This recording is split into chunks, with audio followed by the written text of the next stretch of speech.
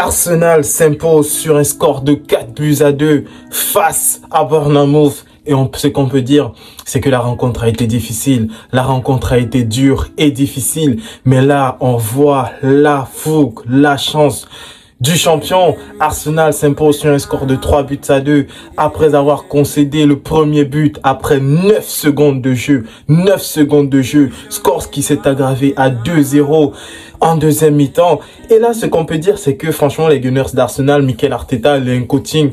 Il a un très bon coaching. Il a un très bon coaching. Faire sortir Tomiyasu, le remplacer par Ben White. Faire sortir Emile Smith-Rowe et le remplacer par Reiss Nelson. Et là, on voit le coaching parfait de cette fin de rencontre. Arsenal s'impose sur un score de 3-2. D'abord par une réduction du score de Thomas Partey. Ensuite, une égalisation de Ben White. Et à la 95e minute de jeu, qui marque le but, qui scelle la rencontre, qui marque le troisième but, c'est Reiss Nelson qui est précédemment entré en jeu bien évidemment, après avoir donné une passe décisive à Ben White. Et là, on a un 3-2. Et là, on a un 3-2. On a un Arsenal qui a dominé la rencontre. On a un Arsenal qui, malgré le fait qu'ils ont été menés, ils ont dominé la rencontre.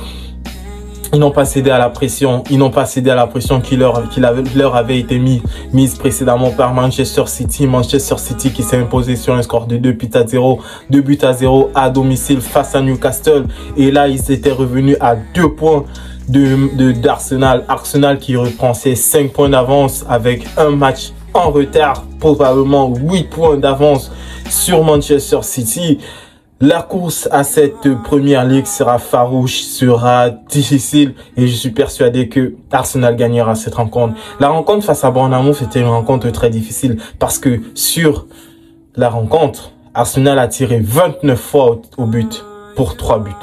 Tandis que Bournemouth a tiré 4 fois et ils ont marqué 2 buts. C'est pour vous dire à quel point cette rencontre était totalement déséquilibrée.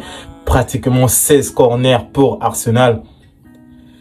Rencontre totalement déséquilibrée, mais on était face à une des plus mauvaises défenses, et sinon la plus mauvaise défense de Premier League. Et il était inadmissible que Arsenal puisse s'incliner face à cette équipe-là. Malheureusement ou heureusement, on a gagné, on conserve notre longueur d'avance sur Manchester City.